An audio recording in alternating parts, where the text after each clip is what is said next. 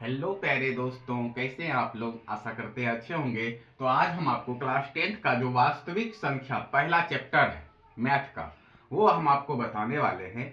इसका एक्सरसाइज हम अगले वीडियो में कराएंगे, लेकिन पहले आप समझ जाइए कि वास्तविक संख्या होता क्या है। अगर आप जितना मैथ है समझने वाला, ठीक है, रट्टा मारिएगा तो मैथ कभी नहीं बनेगा। मैथ जितना समझिएगा उतना ईजी होगा बनाने में। तो एक्सरसाइज हम अगले वीडियो में बनाएंगे बताएंगे, लेकिन हम अभी सभी समझ लेते हैं वास्तविक संख्या। ठीक, उसके बाद एक्सरसाइज बनाने में क्या होगा और आसानी होगा। तो पहले समझते हैं वास्तविक संख्या। तो देखो, वास्तविक संख्या में संख्या संख्या दो प्रकार के होते हैं। संख्या कितने प्रकार के होते हैं? दो प्रकार के, दो भागों में इसको बांटा गया है। एक हो गया वास्तविक संख्या और एक हो गया काल्पनिक संख्या। तो हम अभी कौन सा चैप्टर है? वास्तविक संख्या। काल्पनिक संख्या आपका 11th में पूछा गया कोई चैप्टर है।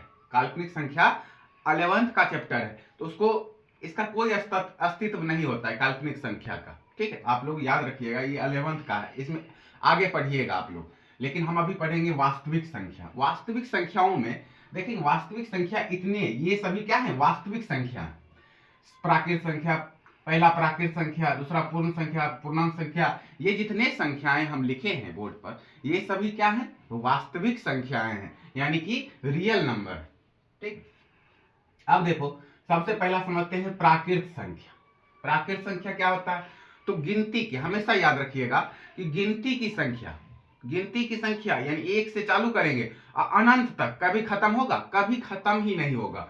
तो गिनती की संख्या को क्या बोलेंगे हम लोग? प्राकृत संख्या बोलेंगे, नेचुरल नंबर बोलेंगे। और इसे एन से सूचित किया जाता है। किससे? कैपिटल एन से। एन से सूचित किया जाता है। और जैसे 1 2 3 4 5 6 7 8 9 10 अनंत तक, कभी खत्म ही नहीं होगा। जितना गिनती की संख्या है सभी कहलाता है हमारा प्राकृत संख्या, नेचुरल नंबर। फिर दूसरे पर आते हैं पूर्ण संख्या। पूर्ण संख्या होल नंबर। तो होल नंबर, इसको देखो याद करने का, समझने का, होल नंबर जो होता है जीरो और प्लस एन, यानी कि नेचुरल नंबर। जीरो और उसमें अगर नेचुरल नंबर जोड़ दिए, गिनती की संख्या जोड़ दिए, तो वो हमारा हो जाता है क्या? होल नंबर, पूर्ण संख्या। तो या ऐसे भी याद रखना कि वैसी संख्या जो जीरो से स्टार्ट होके या जीरो से स्टार्ट होने वाली गिनती की संख्या को पूर्ण संख्या कहते हैं। तो गिनती की संख्या में जीरो लग गया तो वो हमारा हो गया पूर्ण संख्या, होल नंबर। इसको डब्लू से सूचित किया जाता है। किससे सूचित करते हैं? डब्लू से। जैसे 0 1 2 3 4 5 6 7 8 9 10 11 12, जीरो लगा और अनंत तक, जीरो से अनंत तक की संख्या क्या कहलाएगा? पूर्ण संख्या हो जाएगा हमारा। फिर आते हैं पूर्णांक संख्या। तो पूर्णांक संख्या, इसमें जीरो और धनात्मक संख्या और ऋणात्मक संख्या, धनात्मक का मतलब हो गया प्लस में और ऋणात्मक का मतलब हो गया माइनस में। हम बताए ना, देखो पूर्णांक संख्या इसको जेड से सूचित करते हैं। किससे? जेड से, कैपिटल जेड। तो इसमें जीरो रहता है 1 2 3 4 5 अनंत तक, और माइनस में फिर आ जाएगा 1 2 3 4 5 6 7 माइनस में अनंत तक। तो ये जो जिसमें धनात्मक और ऋणात्मक दोनों रहे, जीरो भी रहे, तो वो हमारा होता है कौन सी संख्या? पूर्णांक संख्या। क्या संख्या होता है? पूर्णांक संख्या, इंटीगर्स नंबर। फिर आते हैं चौथा, सम संख्या। सम संख्या यानी इवेन नंबर। इवेन नंबर क्या होता है? तो वैसी संख्या जो दो से पूरा पूरा विभाजित हो जाए, यानी कि दो से पूरा पूरा क्या हो जाए? कट जाए, तो उसको बोलते हैं हम लोग सम संख्या। जैसे दो, अब दो को दो से काटेंगे तो कट जाएगा ना, 2/2 काटे तो 1 आया। चार, चार को फिर दो से काटेंगे तो 2 दूना 4 2। तो क्या बताए कि जो दो से पूरा पूरा विभाजित हो जाए, कट जाए, उसको बोलते हैं हम लोग क्या? सम संख्या, इवेन नंबर बोलते हैं। तो याद रखिएगा, 2 4 6 8 10 12 14 16 18 20, ये सभी क्या है? सम संख्या हो गए। फिर आते हैं विषम संख्या पर, ऑड नंबर। विषम संख्या सम का अपोजिट होता है। अब ये दो से कट रहा था, अब वैसी संख्या जो दो से पूरा पूरा ना कटे, तो जैसे 1 3 5 7 9 11 13 15 17 19 21, ये सब क्या है? जो दो से विभाजित नहीं होती हैं। जैसे हम लेते हैं 3, तो 3/2 काटेंगे, कटेगा? नहीं कटेगा। 5/2 दो से कट रहा है? नहीं कट रहा है। तो ये हमारा हो जाएगा विषम संख्या, यानी कि ऑड नंबर। ठीक है, आप लोग अच्छे से समझ रहे होंगे। तो ये जितनी संख्याएं हैं ये सभी क्या है? वास्तविक संख्याएं होती है, रियल नंबर होती है। पहले इसके बारे में जानेंगे, उसके बाद चैप्टर को बनाना सीखेंगे। फिर आते हैं भाज्य संख्या। तो भाज्य संख्या क्या होती है? वैसी संख्याएं भाज्य संख्या कौन सी संख्या होती है? वैसी संख्याएं जो स्वयं और एक के अलावा, समझ गए, यानी कि स्वयं और एक के अलावा किसी और संख्या से कट जाए, किसी और संख्या से कट जाए, उसी को बोलते हैं हम लोग क्या? भाज्य संख्या बोलते हैं। जैसे 4, अब 4 स्वयं से भी कटेगा और किसी और संख्या से भी कटेगा। कैसे? तो देखिए 4 है हमारा, 4 को अगर हम स्वयं से काटेंगे 4 एकम 4 कट गया। अब 4 को एक बार में भी काटेंगे, 1 चौके 4, 1 से भी कट रहा है। 4 को 2 से भी काटेंगे, कट जाएगा, 2 दूनी 4। यानी स्वयं और एक के अलावा किसी और संख्या से कटे, विभाजित हो, तो उसको बोलते हैं हम लोग भाज्य संख्या, यानी कि कंपोजिट नंबर। क्या बोलेंगे? कंपोजिट नंबर्स बोलते हैं। जैसे 4, 6, 8, 9, 10, 12, 14, 15, 16, 18। अब जैसे लेते हैं 15, तो 15 देखिए बाबू, 15 स्वयं से भी कट रहा है, 15 एकम 15 स्वयं से काटेंगे तो 15 एकम 15, ठीक है। एक से भी कटेगा तो 15 को 1 से 15 एकम 15, इससे भी कट रहा है। इसके अलावा भी कट रहा है, 5 तिया 15, 3 पचे 15, कट रहा है कि नहीं कट रहा है? तो वही बोला, जो स्वयं और एक के अलावा किसी और संख्या से विभाजित हो तो उसको बोलते हैं भाज्य संख्या, कंपोजिट नंबर्स। फिर आते हैं अभाज्य संख्या। अब अभाज्य क्या होता है? तो वैसी संख्याएं जो स्वयं और एक के अलावा किसी और संख्या से विभाजित नहीं हो, क्या हो? ना कटे, विभाजित ना हो, तो उसको बोलेंगे हम लोग अभाज्य संख्या, यानी कि प्राइम नंबर्स। क्या बोलेंगे? प्राइम नंबर्स बोलेंगे। जैसे 2, 3, 5, 7, 11, 13, 17, 19, 23, 29, ये जो संख्याएं हैं ना, और संख्या जितने संख्याएं होंगे जो स्वयं और एक के अलावा किसी और संख्या से विभाजित होगा ही नहीं, तो वो होता है प्राइम नंबर। जैसे हम ले लेते हैं 2, तो 2 को देखेंगे, स्वयं से कटेगा, बिल्कुल कटेगा, एक से कटेगा, बिल्कुल कटेगा, लेकिन इससे अलावा कटेगा, स्वयं और एक के अलावा किसी और संख्या से कटेगा? नहीं कटेगा। 3 भी नहीं कटेगा, 5 भी, ये सभी क्या कहलाएंगे? अभाज्य संख्याएं कहलाते हैं, याद रखिएगा आप लोग। फिर 8वें पर आते हैं परिमेय संख्या। परिमेय संख्या यानी रेशनल नंबर।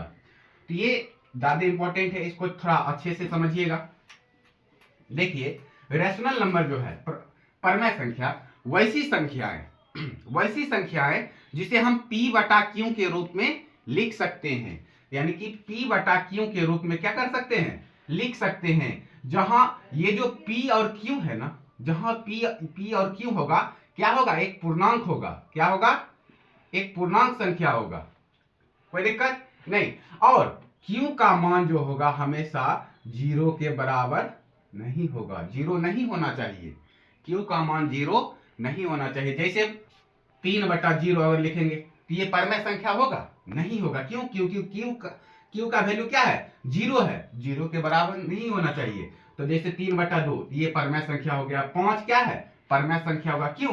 क्योंकि 5 और नहीं कुछ तो बटा में 1 छिपा रहता है, तो p बटा q के रूप में है, तो ये परिमेय संख्या। तो वही वैसी संख्याएं जिसे p बटा q के रूप में लिखी जाती है, वही संख्याएं कहलाती है परिमेय संख्या, यानी रेशनल नंबर। जैसे 7/8 p बटा q के रूप में है, 5/6 5 है, 5 के बटा में 1 छिपा रहता है, तो ये भी परिमेय संख्या। 3/2 परिमेय संख्या। 9 7/4 -5/6 0 भी एक क्या है? परिमेय संख्या है। अब आप ही लोग बताइए, 0 के बटा में 1 छिपा रहता है, ये p बटा q के रूप में हुआ कि नहीं हुआ? हुआ। तो ये क्या हो गया? परिमेय संख्या हो गया, ठीक है। अब हम ऐसे अगर इसको लिख देते 1/0, तो ये परिमेय संख्या है? नहीं। क्यों? क्योंकि q का वैल्यू 0 है, तो परिमेय संख्या ये नहीं है। आप लोग याद रखिएगा। फिर आते हैं अपरिमेय संख्या। अब अपरिमेय संख्या यानी इरेशनल नंबर।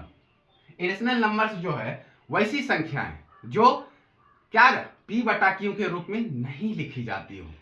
और ऐसे भी याद रखेंगे, जो रूट में रहे और पाई और रूट में रहे, तो वो कौन सी संख्या हो जाएगा? अपरिमेय संख्या हो जाएगा, जिसे हम p बटा q के रूप में नहीं लिख सकते हैं। अब आप ही लोग बताइए, रूट 2 है, रूट 2 रूट से बाहर आएगा? नहीं होगा। p बटा q के रूप में लिखेंगे? नहीं लिख पाएंगे। रूट 3 है, ये भी नहीं होगा, यानी अपरिमेय संख्या। रूट 6 रूट से बाहर आएगा? नहीं आएगा, तो ये अपरिमेय संख्या। रूट 7/8, तो बाटा वाला जो नीचे में है ये रूट से बाहर है, लेकिन ऊपर वाला तो रूट में है, तो ये हमारा क्या हो जाएगा? अपरिमेय संख्या। फिर है -√5 और रूट 3। अब -√5 रूट 3 ये भी क्या? अपरिमेय संख्या। 5/√2 अपरिमेय संख्या। तो रूट आ जाए, समझ गए? यानी कि p बटा q के रूप में नहीं लिख सकते हैं कोई भी संख्या को, तो वो हमारा होता है अपरिमेय संख्या, हमेशा याद रखिए। अब इसमें समझते हैं महत्वपूर्ण टॉपिक को, इसी पर चैप्टर बनेगा। 1.1 एक्सरसाइज जो है ये समझिएगा तभी आगे बनेगा। तो ये एक प्रमेय है, यूक्लिड विभाजन प्रमेय, यूक्लिड विभाजन प्रमेय। तो प्रमेय को समझते हैं। प्रमेय क्या कहता है कि दो संख्याएं लेते हैं हम, क्या करते हैं, दो संख्याएं लेते हैं। जैसे हम ले लिए ए और बी। अब ए जो है बी से बड़ा मान लेते हैं। ए जो है क्या है, बी से बड़ा है। एक ए संख्या बी से बड़ा है। तब जब ए संख्या बी से बड़ा होगा ना, तब ए बाहर आ जाएगा। तो ए बराबर क्या लिखेंगे, बी क्यू प्लस आर, जहां ये क्यू क्या है, भागफल, आर क्या है, शेषफल, और ये बी क्या हो जाएगा, तो बी हो जाएगा हमारा भाजक। भाज्य बराबर भाजक गुने भागफल जोड़ शेषफल। तो भाज्य ए बराबर भाज्य, बी बराबर भाजक, और क्यू बराबर भागफल, और आर हो गया हमारा शेषफल। तो याद रखिएगा, तो ऐसे होता है। तो ए क्या है, बड़ा है, जो बड़ा रहता है ना वो बाहर आता है। तो जो बड़ी संख्या रहेगा वो बाहर आएगा। तो हम क्या माने हैं, यहाँ पर ए का जो वैल्यू है बी से क्या है, बड़ा है। तो ए बराबर क्या हो जाएगा, बी क्यू प्लस आर, जहां पर याद रखिएगा आर जो होगा बी से क्या हो, छोटा होगा। आर जो होगा बी से छोटा होगा, लेकिन जीरो से बड़ा होगा, और जीरो होगा, बराबर होगा, जीरो होगा या तो जीरो से बड़ा होगा आर का वैल्यू। ठीक है, याद रखिएगा।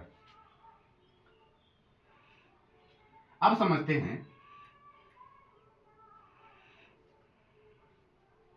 क्या है, एक एग्जांपल ले लेते हैं। एक एग्जांपल ले लिए हैं कि दो संख्याएं मान लेते हैं 5 और 2।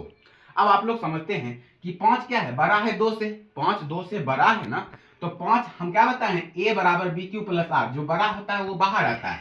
तो हम क्या लिखेंगे, हम क्या करेंगे, जो छोटी संख्या रहते हैं उसे बड़ी संख्या भाग करते हैं। तो 2 को 5 से भाग किए तो कितना बार लगा, 2 बार, 2 दूना 4, 2 दूना 4। अब शेषफल क्या बच गया, 5 में 4 गया तो 1 बच गया। अब हम इसको कैसे लिखेंगे, यूक्लिड में, यूक्लिड विभाजन प्रमेय कहता है कि जो बड़ी संख्या वो बाहर आ जाए, बराबर। अब बी क्यू प्लस आर, तो बी कितना है, 2 गुने, यहाँ बी 2 और गुने क्यू का वैल्यू कितना है 2, और प्लस शेषफल कितना बचा है, 1 बचा। अब हम इसको अगर हम बराबर करते हैं, देखो लेफ्ट साइड और राइट साइड, तो 5 बराबर 2 दूना 4 और प्लस 1 5, दोनों तरफ बराबर है कि नहीं है, बराबर है। तो यही होता है यूक्लिड विभाजन प्रमेय। ठीक है, आप लोग अच्छे से समझ गए होंगे। अब इसके बाद नेक्स्ट वीडियो में हम आपको बताएंगे एक्सरसाइज 1.1। आप लोग इसे अच्छे से नोट कर लीजिए, याद रखिएगा, बहुत अच्छा टॉपिक है, यहाँ से क्वेश्चन आते हैं एग्जाम में। अगर वीडियो अच्छा लगा हो तो लाइक करें, कमेंट करें, शेयर करें और सब्सक्राइब करें। धन्यवाद।